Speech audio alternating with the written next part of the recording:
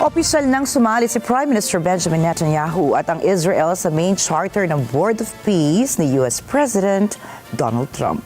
Layunin ng naturang konseho na pangunahan ang rekonstruksyon ng Gaza kasunod na ceasefire sa rehiyon. Posible rin umanong palawakin ang mandato nito upang matugunan ang iba pang sigalot sa iba pang parte ng mundo.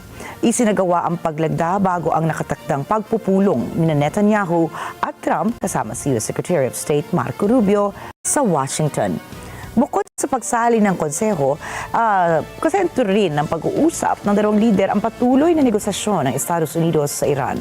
Ayon po sa mga ulat, inaasahang hihikayatin ni Netanyahu si Trump na palawakin ang saklaw ng kasalukuyang usapin sa nuclear deal upang maisama ang ballistic missile ng Iran at ang umano'y pagsuporta nito sa mga armadong grupo sa Middle East. Gayunpaman, sinabi ni Pangulong Trump na wala pang pinal na kasunduan kaugnay sa polisiya sa Iran, subalit magpapatuloy ang negosasyon upang makamit ang isang kasunduan.